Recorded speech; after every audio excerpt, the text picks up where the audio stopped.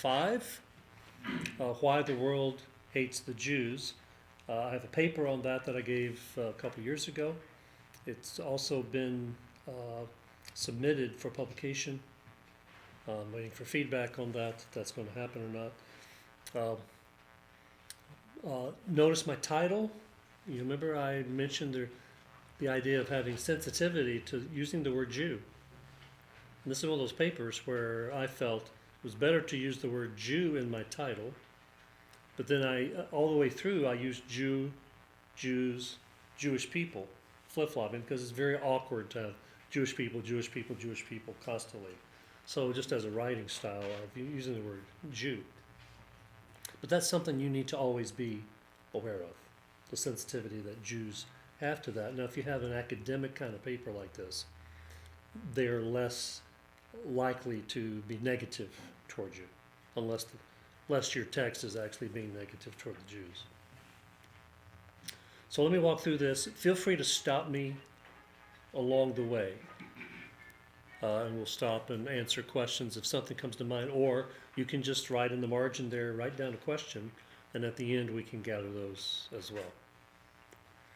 Okay, the human race will continue to live in the shadow of the Holocaust until Jesus returns to make all things right. Is the microphone picking me up? That one is not, but I think everybody can hear you well. Okay, that one is. Okay, good. The Holocaust, however, was neither an ending point nor beginning launch for the persecution and oppression of the Jewish people in all of history. Hitler's Reich did not invent anti-Semitism, although it honed the science of killing. The tragic trajectory of hatred of the Jews carries back into Old Testament times, Esther, which we'll look at that later today. Its hateful path was followed by many church fathers in the early church age. Replacement theology began to dominate so strongly that a vast majority of professing Christians had no place in their thoughts for the Jews in God's positive plan for history. Even the biblical turn of the Reformers could not eliminate anti-Semitism's ugly presence in the renewed church, as Luther's unfortunate teachings demonstrate. Then the Enlightenment, with its so-called advancement beyond the legalistic superstition of the Christian faith, from its perspective, provided no protection whatsoever from the ravages of genocide, exemplified in part by the eruption of anti-Semitism in the 19th and 20th centuries. Over the years, culture, whether Christian, pagan, or secular, has proven the biblical doctrine of depravity. Man is capable of the most heinous treatment of his fellow man. Unfortunately, the Jews continually seem to be a primary target. As Theodore Herzl notes, the human pack nourishes itself on prejudices from the cradle to the grave. Now, it's important for us to not fly over the issue of the Enlightenment, the Enlightenment of the 1700s, throwing off the shackles. The symbol of the Enlightenment is the French Revolution, 1789. And what did they do? Well, they killed the king and the queen. They lined up priests and nuns in villages and in big cities and slaughtered them. It was anti-church. Now, we're not fans of the Catholic Church, but we're not fans of lining up priests and nuns and killing them. And it was an anti-Bible, anti-church, anti-Christian movement. It was an atheistic movement, the Enlightenment. Many Jews looked upon that with favor because it would be the end of Christian persecution of the Jews. But how did that work out in history? Okay, the 1800s and 1900s, very strongly secular, increasingly secular, saw the killing of more people than all the other centuries combined. And atheistic communism, what are the estimates? Almost 100 million people since the Bolshevik Revolution have been killed in various places in the world that have communism. So maybe we're justified in being a little skeptical about socialism rising in America. Well, so that's important. In light of such a state of affairs, one is confronted immediately by the why question. Why are the Jewish people the target of such deep-seated animosity? Why, after all the lessons we could learn from the days of the Holocaust, does anti-Semitism seem to be on the rise? Simply put, why does the world hate the Jewish people so much? The following presentation, while not necessarily an exhaustive exposition of the topic, will attempt to review some of the major justifications given, especially by Christendom, and provide some helpful responses that Bible-believing Christians should embrace. The conclusion should not be surprising to those who love God and His Word. There is absolutely no place for racist, anti-Semitic attitudes or actions among Bible-believing Christians. Even if we treat Jewish people as our enemies, Jesus taught us to love them. This command is not optional. First, I'm going to start into the reasons now. First reason, false views about Jewish control of world finances. I once heard Jerry Falwell tell an audience that the reason that they did not like Jews was that Jewish people can make more money by accident than they can on purpose. I am not sure he believed that Jews are naturally rich, but he used the well-worn caricature to make a point about the sinfulness of Christian opposition to God's earthly chosen people. Now, he was supporting the Jewish people. Even Jewish people today in the United States cite the oft-quoted statement by Milton Himmelfarb, who's a Jewish fellow, "Jews earn like Episcopalians and vote like Puerto Ricans." The truth of the matter, however, is that the Jewish branch of the family tree has had its share of the poor, especially if one looks outside the United States and outside of Western Europe as well. In addition, and perhaps partly because of persecution and oppression has led to many Jews losing all they own, some more than once. In addition, and perhaps partly because of such confiscation down through the years, wealth among Jews was but very seldom retained for several successive generations. So they have to continually restart. For one example of the poor among the Jews, Dubnow, I'm going to make a little side comment. He's a Jewish historian who was killed by Hitler and the Nazis. He wrote a book, which I'm quoting here. You see it in the footnotes. The history of Jews in Russia and Poland from about 900 AD to the end of World War I. Dubnow comments on the economic plight of the Jews in Tsarist Russia under Nicholas II. The Jews had been forced into the liquor trade to survive. Known as the most sober people on earth, the Jews had been placed in the tragic position that thousands of them, in their search for a piece of bread, were forced to serve as a medium for promoting the pernicious Russian drunkenness. Indeed, throughout church history, it was just as common for Christendom to take land away from Jewish people as it has been for 20th century Muslims to do so. Therefore, Christians should not overstate the affluence of the Jewish people. The modern Israel that Theodor Herzl envisioned recognized the presence of both wealthy and poor Jewish people. This mixture is what we find in Israel today and in most Western nations. Most of the Jews try to make ends meet just like everyone else. However, the view that the Jewish people are the masters of money has had a long life in the history of the Western world up to the present time. Remember, it's about the Benjamin's baby. It is tempting to exaggerate on the basis of observations that the Jews have been and continue to be an industrious people. Aren't they known for being that? Beginning in the days of the patriarchs, God granted a certain prosperity as the nation of Israel launches out in history. Abraham was obviously a wealthy man at the start of the story, which was passed on to his son Isaac. Jacob's success at multiplying the flocks caused him to become exceedingly prosperous. And Joseph's wisdom in managing the food of Egypt with God's help saved a nation as well as his own family. Fast forwarding to the Middle Ages, there is major evidence for Jewish involvement in commerce in Poland as early as the 9th century. In the late 12th century, the Jews farmed and administered the mint of Great and of Little Poland. On the coins struck by these Jews, many of which have come down to us, the names of ruling princes are marked in Hebrew characters. So you have Polish coins with Hebrew characters in the Middle Ages. In the early 13th century, Jews are known to have owned land and estates in Polish Silesia. That's the southern part. That's the really beautiful part of Poland. It's like the Blue Ridge Mountains in Virginia. And commercial interchange is taking place with Western Europe. Jews were often viewed as the people who lent money on interest and were criticized for their practice of usury. Yet at times, the Jewish people were protected, especially in Poland, by the authorities who needed the additional tax revenues brought by their industrious labors. Even in the early days of the Reformation, Christian merchants often viewed Jewish business concerns as rivals that must be stopped. This sometimes led authorities to place restrictions on Jewish economic efforts. Such Christian businessmen often welcomed the intrusion of the Catholic clergy in various areas to help them stave off Jewish financial success and thereby pad their own.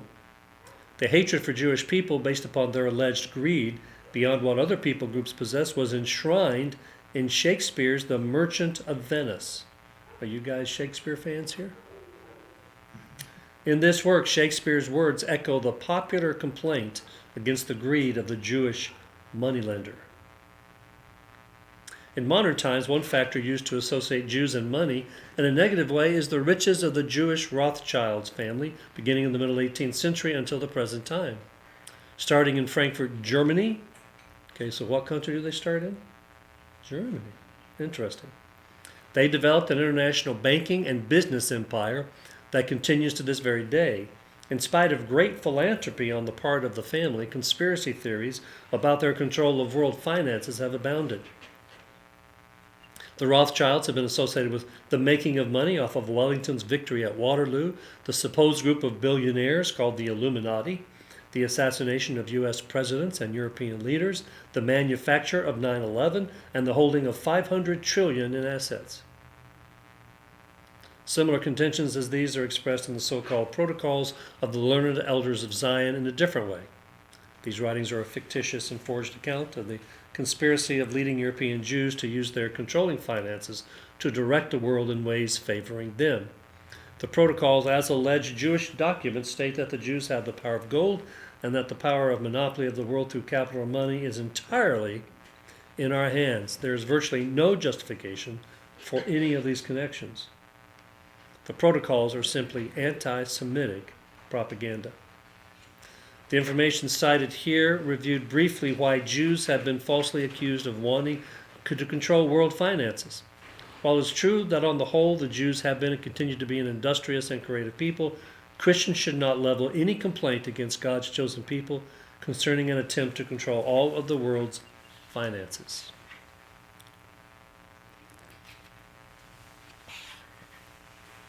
False views about the desire of Jews to take over the world.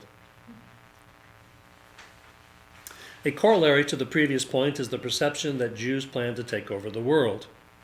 To be sure, as Bible-believing Christians, we must be honest about strongly worded biblical passages teaching that Israel will control many other nations and their wealth.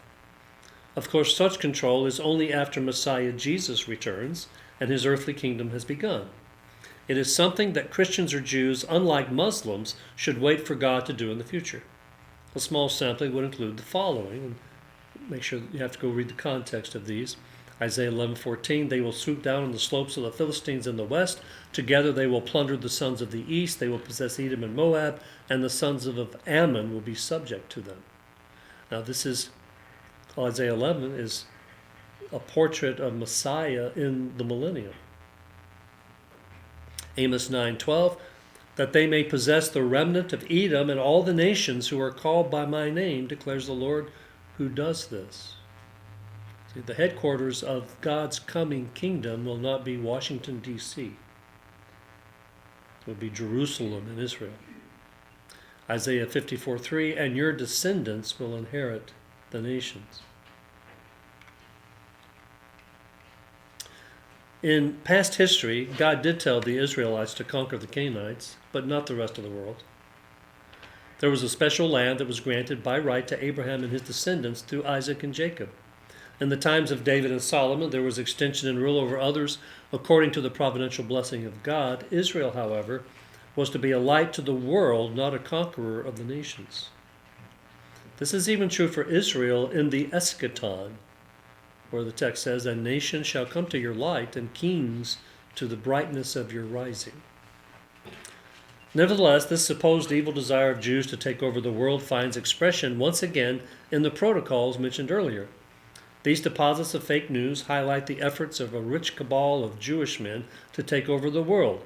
Remember, the date of publication is the first decade of the 20th century.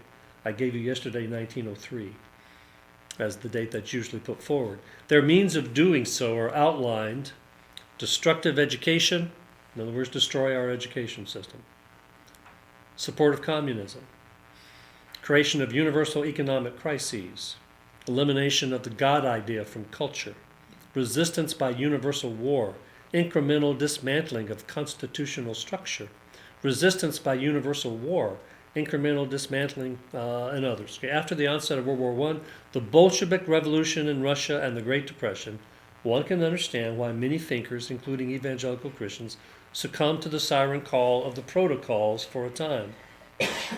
Many changed their minds as the details of the forgery were revealed.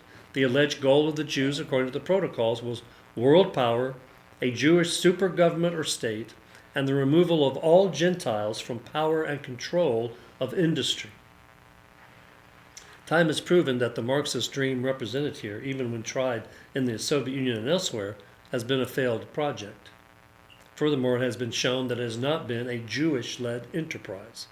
The Jewish people are not attempting to take over the world. Instead, they are trying to survive and endure and offer a better future to their children, just like the rest of us. Third, some refusal of some Jews to assimilate to the cultures in which they live. Have any of you ever been to Brooklyn? You go up there and you see all the Jewish people, and they really haven't assimilated to the surrounding culture. You go to parts of Israel, you see the same thing, especially Jerusalem. Another reason that emerges as to why the world hates the Jews is the refusal of many Jewish people down through the centuries to assimilate to the cultures around them, these cultures mostly being the various Christian cultures of Europe. It is widely known that Jews assimilated more in Western Europe than in Eastern Europe, but throughout the continent there was often an attempt to preserve what they perceived as a precious heritage: their Bible, synagogue system, training schools for children, distinctive dress, personal features such as beards for men. While there is much disagreement among themselves about many things, a large number of Jewish people have wanted to maintain some semblance of their Jewish identity and not lose it within the societies around them. The reaction of European Christendom to Jewish distinctiveness was often to see communities of the chosen people as a state in a state. Consequently, the general culture treated the Jews with suspicion, wondering about their exclusiveness and separation. In early 19th century Russia, conventional attitudes about the Jewish question possess a measure of clarity.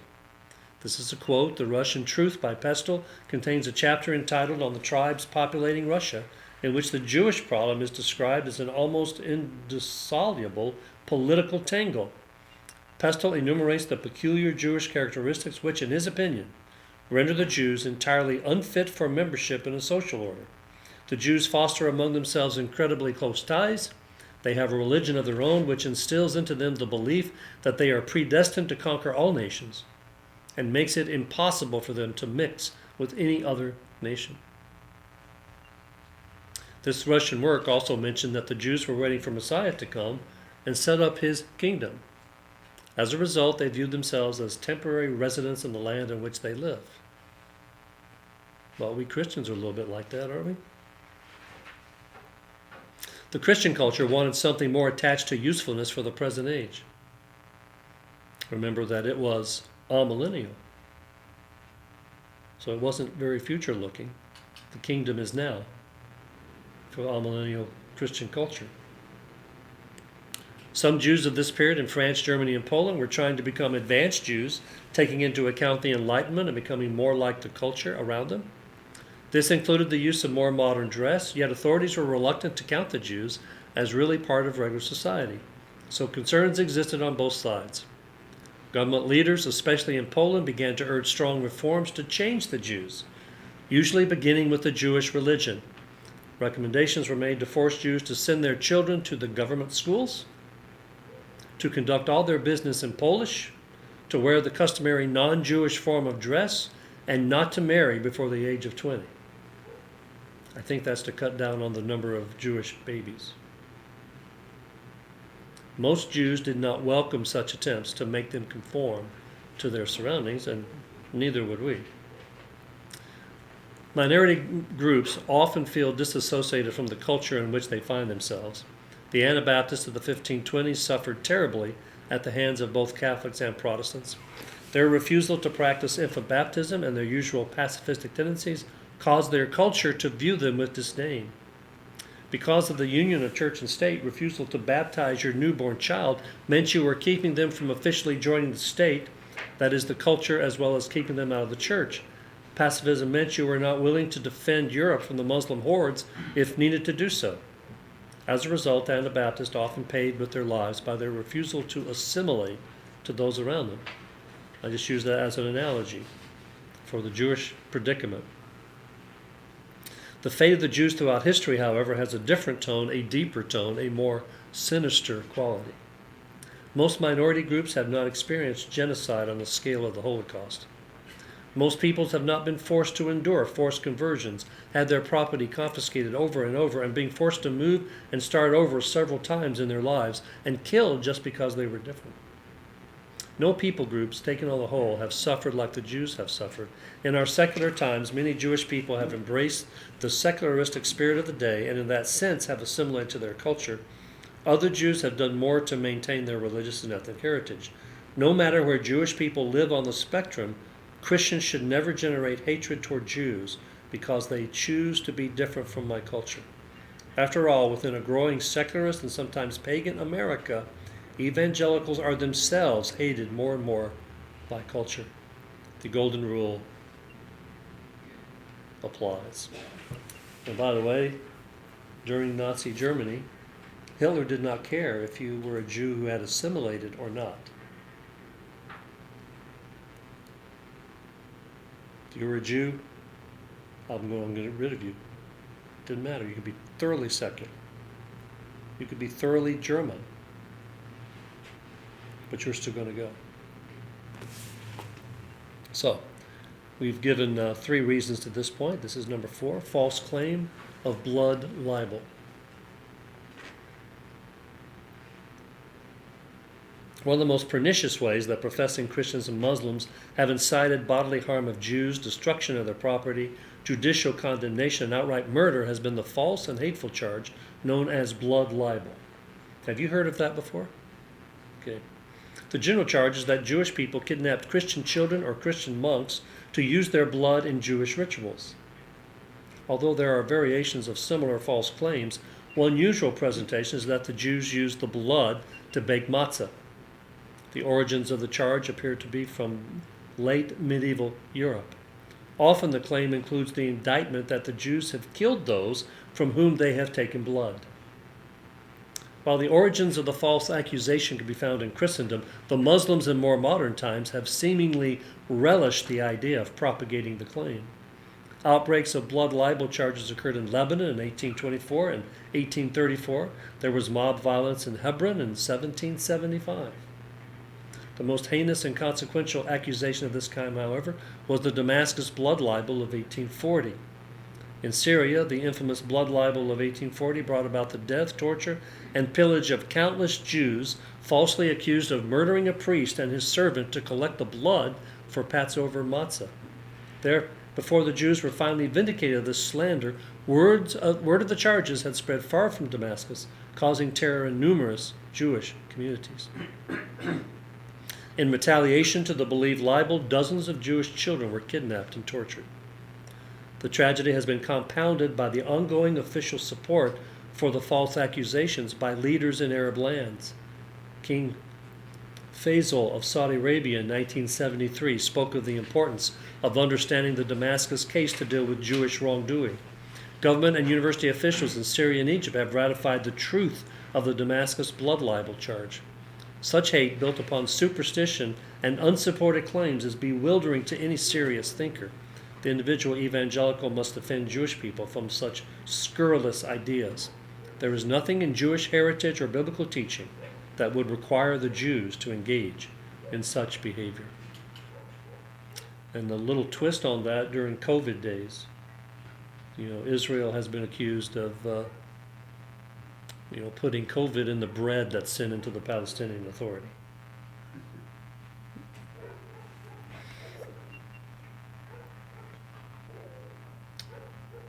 Okay, Jews as the Christ killers. This is probably the one that you hear the most, at least from the Christian side of history.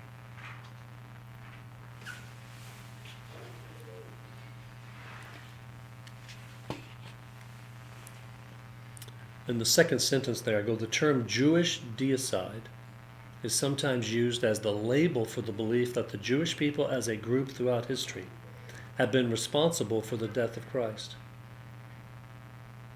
Allusions are made to passages where the crowd, incited by Jewish leaders, chose for Barabbas to be released by Pilate instead of Jesus. The crowd responds to Pilate by saying, "His blood be on us and on our children."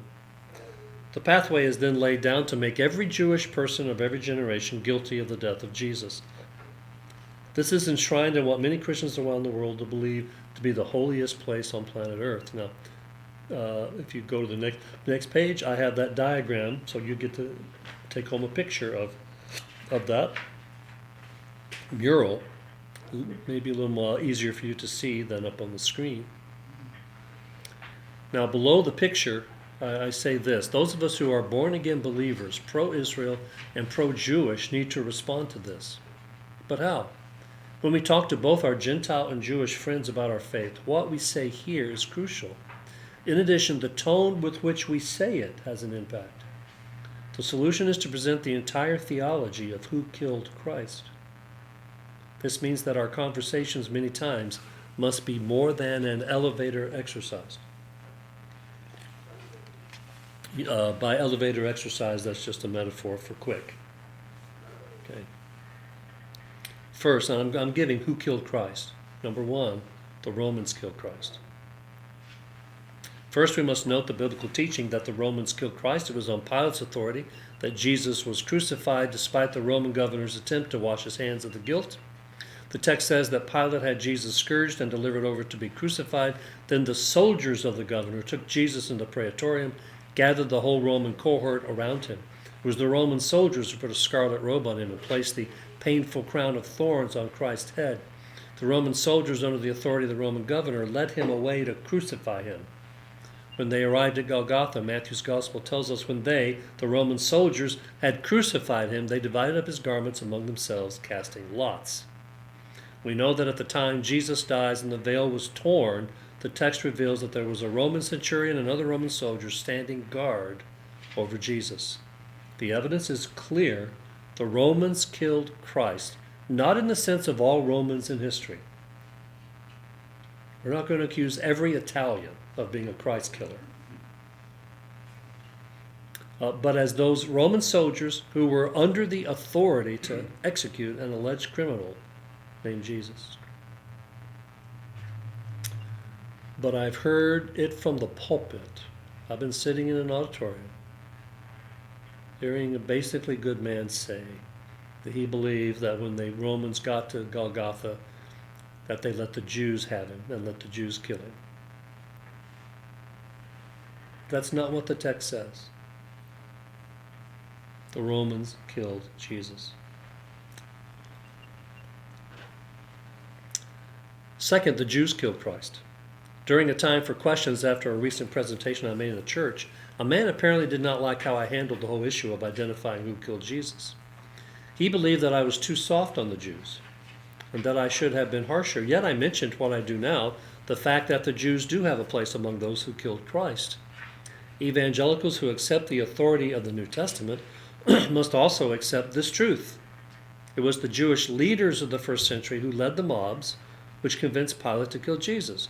Peter, himself a Jew, spoke to the men of Israel on the day of Pentecost, 10 days after the ascension, with these words: "This man, Jesus, delivered up by the predetermined plan and foreknowledge of God, you nailed."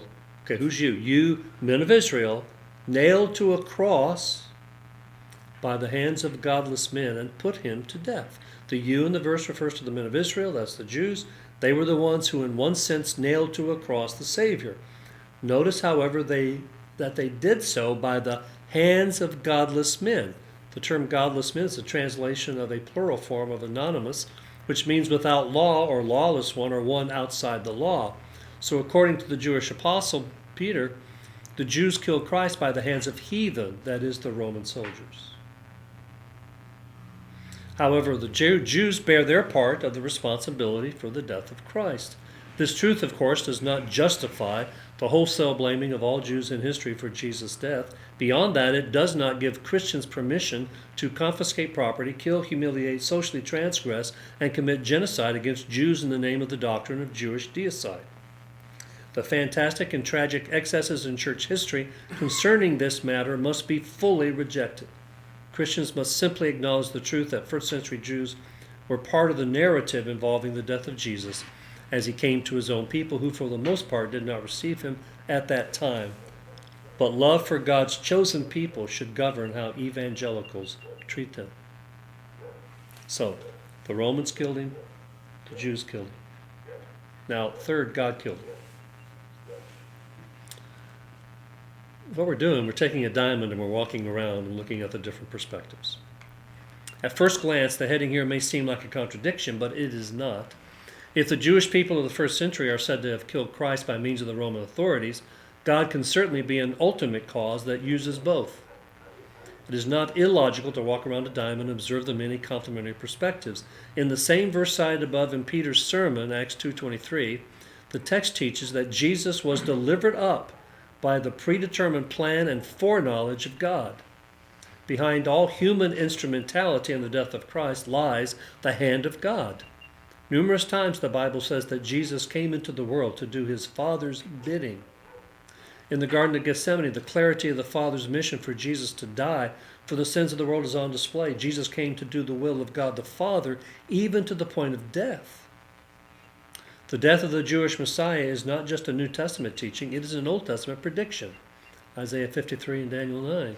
Furthermore, Christ's death has tremendous theological significance.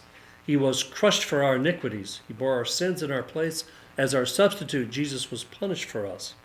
In what seems to be the central feature of the atonement, his death was the propitiation for the sins of the world. This means that Jesus satisfied the wrath of God while he was on the cross.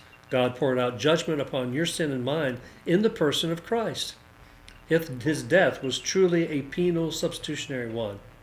This is the main reason that Jesus came into the world, so that we could be made right with God when we are unable to do so on our own. This divine directive in the atonement should prevent anti-Semitism on the part of Christians. Why should we produce hateful blame for what is in fact the work of God? While the Jews had their part in the death of Christ, they by no means stand alone as the Christ killers. God was at work in the world to bring Christ to this needed point in history. Fourth, no one killed Christ. You know where I'm going with this. The idea that the death of Christ was an act of propitiation where the wrath of God was satisfied is viewed by some liberal theologians as the teaching of divine child abuse. Our point here destroys such a viewpoint.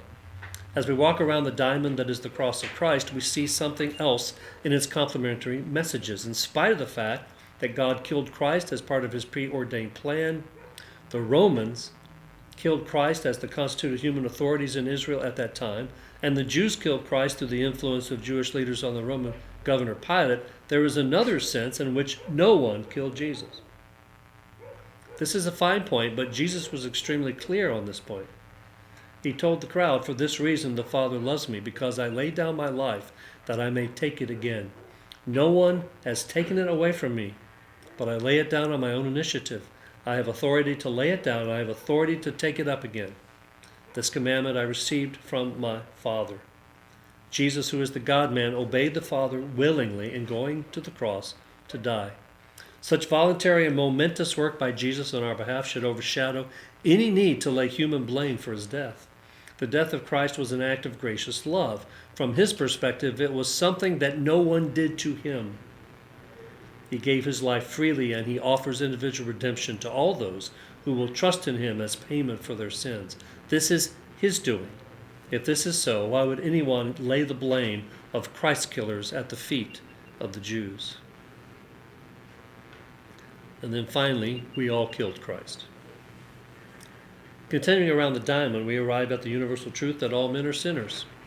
As a result of the curse on the world, Jesus came to die to pay the penalty for man's sin.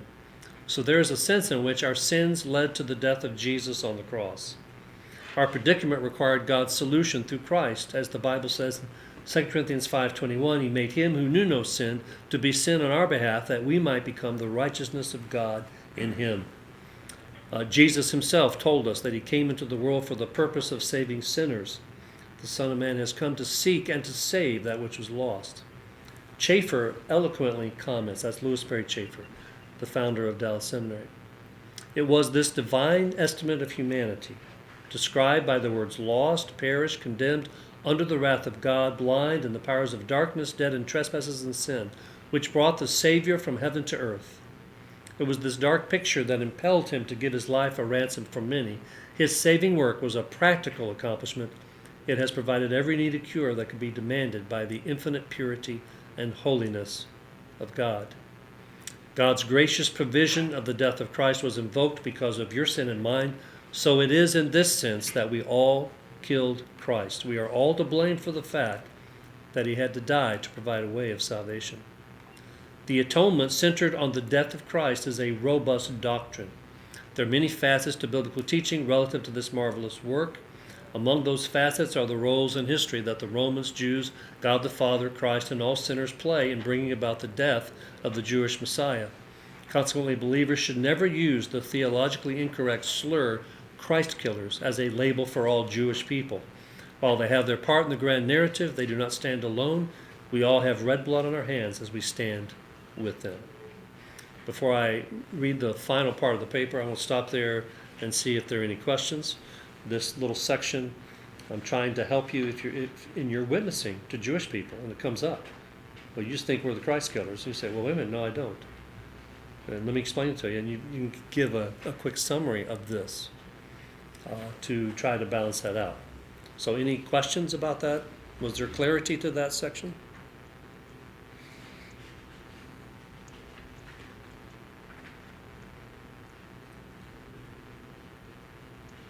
Okay.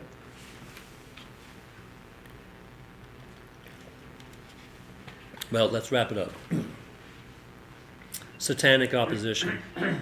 When reading the historical record of hateful persecution of the Jews, and remember, my heading there, satanic opposition, I'm giving why the world hates the Jews. Well, my last one's satanic opposition. When reading the historical record of hateful persecution of the Jews, whether from Christian, Muslim, pagan, or secular sources, its stunning volume and depth makes one ponder the notion that there is something beyond human action at work. The transfer of Haman's hatred of the Jewish Mordecai to the entire race of the Jewish people raises the suspicion that there is a power beyond human sin that is driving the historical oppression of the Jews. Although the wickedness of man can do terrible acts of cruelty without external help, Bible-believing evangelicals believe that there is a cosmic unseen world where Satan and his minions can influence mankind toward horrendous behavior. This is what is taught in the book of Daniel. The prince of Persia, the prince of Greece appear to be evil spirits who represent in some way the nations of Persia and Greece, respectively.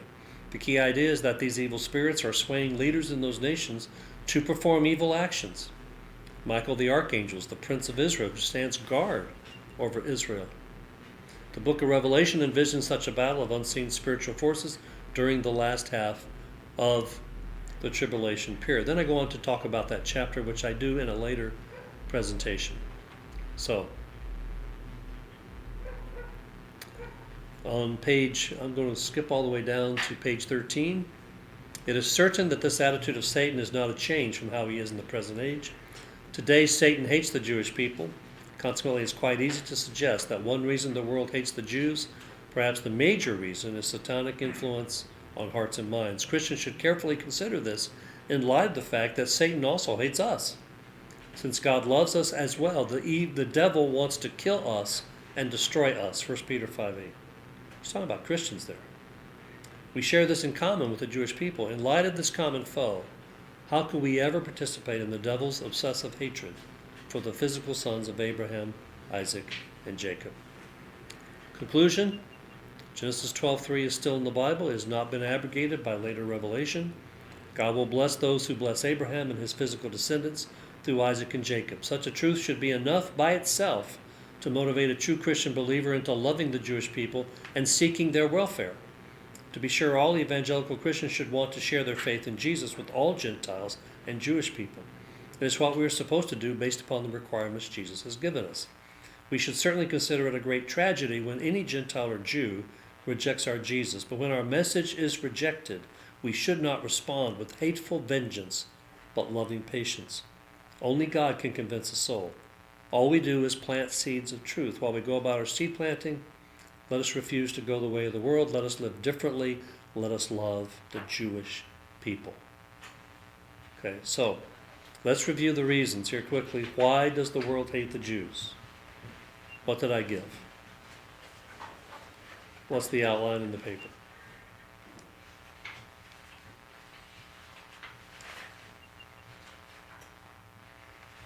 They want to control world finances.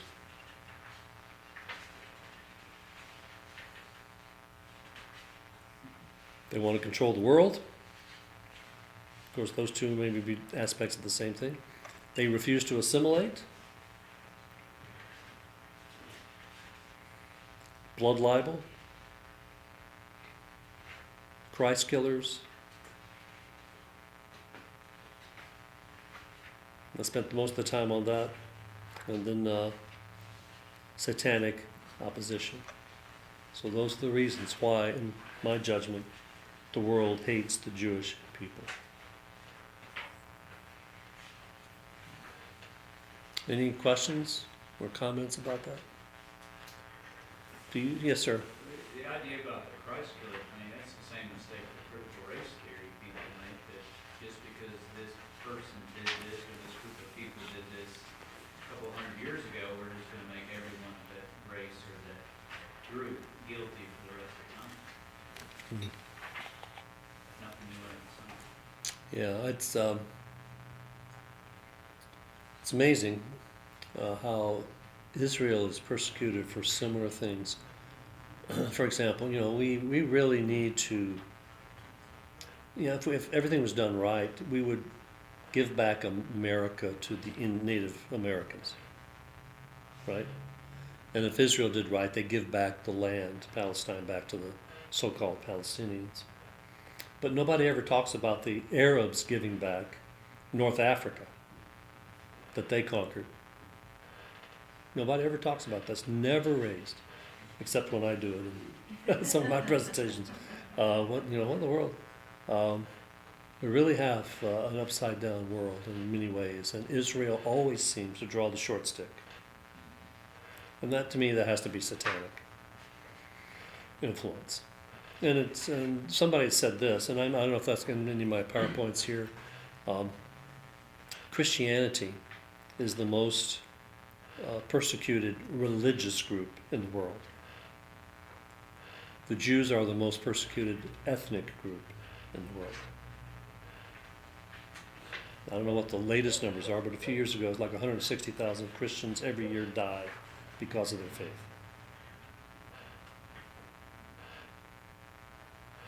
Yes, sir.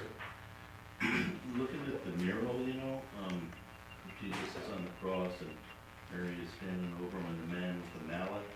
How do they know that the man with the mallet was a Jewish person? Well, he's not dressed like a Roman soldier. Oh. If it was a Roman soldier, he'd be dressed in his armor and everything. So that's not a Roman dress. And who else would it be? So that's how they come to that. And that caught my attention. Our tour guide pointed out, he's not dressed like a Roman soldier. Why does he have the mallet? You know? I mean, it's blatant anti-Semitism right there in the supposed most holy site for Christians in the world. If you ever get a chance to go, make sure and stop and study that mural up close. So, I have a feeling after the second coming of Christ, it will be destroyed,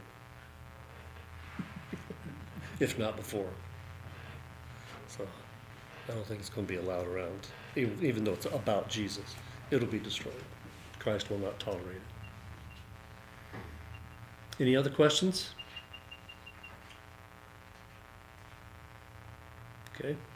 I thought it'd be easier just to read the paper rather than take all those little details and stick them in a PowerPoint for you, and break it up and not be the same all the time. Okay, time for a break. Session 6 will start at 11 o'clock.